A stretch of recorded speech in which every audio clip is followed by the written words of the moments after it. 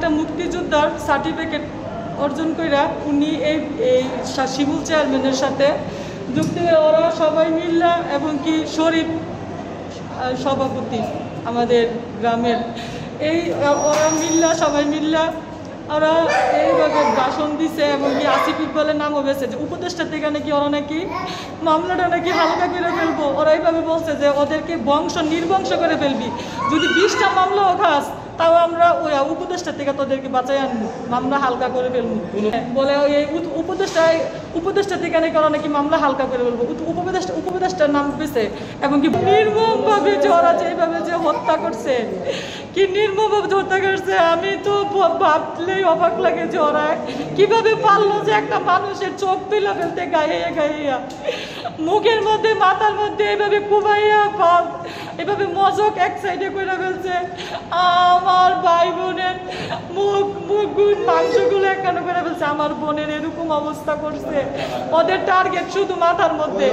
ওরা আমার বাইরে তো সারা শরীরে অঙ্গর মধ্যে ওরা বাইরেতে রক্তাক্ত করে কুবাইয়া শেষ করছে এবং কি ওরা কি ইট গুলারে চুকা করে রাখছে। ওরা আগে রাত্রেবেলা সব পরিকল্পনা করে রাখছে, ইট গুলারে চুকা করে রাখছে, ওরা বাঁশ গুলারে চুকা করে রাখছে, ওরা চুরি এবং কি কুড়ালো ওদের হাতে ছিল, বড় বড় লামদা এগুলো দিয়া সাফল দিয়া সব আমার ভাইয়ে বাঁচার জন্য। ও আমার ভাইয়ের হুন্ডারটা আমার মার লাশের সামনে আমার মারে প্রথম আমাদের উঠানের মধ্যে মেরে ফেলছে। পরে আমার ভাইয়া রাস্তার মধ্যে আসার সাথে ওইখান থেকে দৌড়ে আইন না বাড়িতে আমার মার লাশের সামনে হুন্ডারটারে ভাইয়া ঘুরা করে আমার ভাইয়ারে এইভাবে পিটাইছে। আমার ভাইয়া বাঁচার জন্য আমাদের বাড়ির পাশে হাল আছে, হালের মধ্যে গিয়ে সেটা চাপটা পড়ছে। ওইখান থেকে আমার ভাইয়ারে সাফলটা চুরিটা গুতাইয়া আমার ভাইয়ের ওইখান থেকে নিয়ে আসছে। নিয়ে এসে আমাদের বাড়ির সিঁড়ির নিচে, মার্কেটের একটা সিঁড়ি আছে, বাড়ির এই সিঁড়ির নিচে রেখে আমার ভাইয়ের এইভাবে হত বিক্ষত করে চুরিটা এইখানটা ঢুকাইয়া এইখানটা টান দিয়া বের করছে। আমি এই দেশবাসীর কাছে বিচার চাই। ওরা কিভাবে এই কথা বলে যে উপদেষ্টা থেকে ওরা নাকি বেঁচে যাবে? ওরা কিভাবে এই কথা বলে?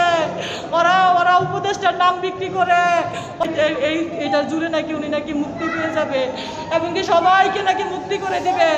ওরা আমাকে যেই লোকগুলা মারছে আমি ওদেরকে নাম বলতে পারি না। আমি ওদের জন্য প্রত্যেকের জন্য ফাঁসি হয়, প্রত্যেকের জন্য ফাঁসি হয়। ওরা যে নির্মমভাবে আমাকে আমার ফ্যামিলিকে ওরা ধ্বংস করছে, আমার বংশকে নির্বংশ করে ফেলছে, আমার ভাই বোনদেরকে ওরা যেভাবে মারছে, আমি প্রত্যেকের বিচার চাই, প্রত্যেকের ফাঁসি চাই, আমি প্রত্যেকের ফাঁসি চাই।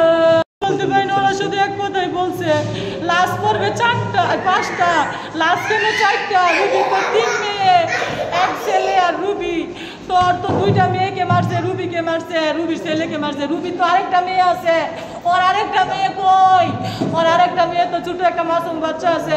আমার এই হাতটা ভেঙে ফেলছে, আমি এই মায়ের খাইয়া আমার পাউটা ভেঙে ফেলছে, আমার পিঠে কতগুলো বাড়ি পড়ছে। আমি এরপরে আমার এই মাসুম বাচ্চাটাকে নিয়ে আমি দৌড় দিয়ে, আমার বাচ্চাটা ঘুমাইছিল রুমের মধ্যে, ওই রুমের মধ্যে ঢুকে আমি চিটকিটা লাগাই দিছি। তারপরে আমার মারে তো চাকাতি মেরে ফেলছে 20-30 জন, ওইখানে আমার উপরে আসছে 10 জনের মতো, আমার ওই বোনের দিক গিয়েছে 10 জনের মতো, ওই বোনের দিক গিয়েছে 10 জনের মতো।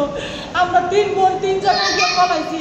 আমার ওই 2 বোনকে খুঁজে যাই না। আমি আমার ভাইয়াকে যখন ওরা মারতেছে ওই ফাঁকে আমি আমার এই বাচ্চাদেরকে নিয়ে, আমার মেয়েটা স্কুল থেকে চলে এসে নানুর লাশের মধ্যে পড়ে কান্না করতেছে। আমি দৌড় দিয়ে গিয়ে আমার মেয়েটাকে নিয়ে ঘরের দিকে চলে গেছি। আমি আমার মেয়েটাকে তো মেরে ফেলবে। আমার মা তখনও একটু করে বাইচা আছে, আমার মা তখনও দুমটা যায় নাই। আমি সাথে সাথে আমার মেয়েকে নিয়ে রুমের মধ্যে চলে গেছি। তখন থেকে একটু নীরব অন্যদিকে চলে গেছে। এই ফাঁকাতে আমি আমাদের পিছনের দরজা দিয়ে আমি বের হইয়া আমি অন্য জায়গায় পলাইয়া গেছি। কিন্তু আমি এক ডাস্টবিনের ময়লার ভিতরে থাইকা আমার এই বাচ্চাদেরকে নিয়ে আমি ওইখানে থাইকা আমি ঠান্ডা বাজাইছি।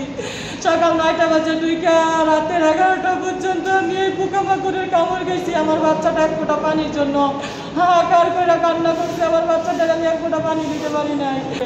রাত্র হওয়ার পর আমার বাচ্চাটার আমি কাপড় ভিজাইয়া, হালের থেকে কাপড় ভিজাইয়া, পুকুর ছিল সাথে, ওইখান থেকে কাপড়টা ভিজাইয়া না চিপা আমার বাচ্চাটাকে পানি খাওয়াইছে।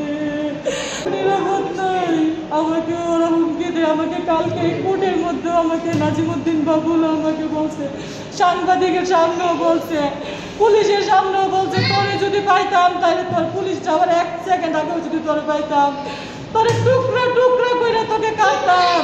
নাজিমুদ্দিন বাবুল হচ্ছে শিমুল চেয়ারম্যানের মামা। একটা পিঁপড়াও বাঁচাই রাখবি না, একটা পিঁপড়াও যদি বেঁচে না থাকে, যদি 20টা মামলাও যদি করা খাস, আমি তোদেরকে উপদেষ্টা থেকে আমি তোদেরকে মামলা নিয়ে যাবো আনবো। এটা কি সত্যি? উপদেষ্টা এই কথা বলবে? উপদেষ্টা তো এই নির্দেশ দিতে পারে না।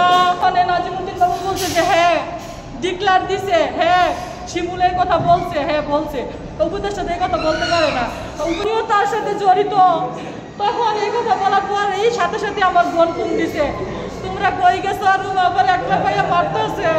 এই কথা বলার সাথে সাথে আমরা 2 মা দিয়ে যখন দৌড়া চলে যাই, তখন উনি বলতেছে, ফোন দিয়া কাকে যেন বলতেছে, এই অপারেশন শুরু করে দে, অপারেশন শুরু করে দে।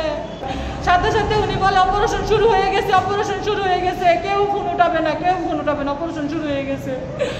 ওরা ফোনে 1 ঘন্টাও লাগে নাই, আমার বংশ নির্বংশ করে ঢুকে ফেলছে। For more updates, follow us on Facebook, subscribe our YouTube channel, get the latest update on www.daily-sun.com.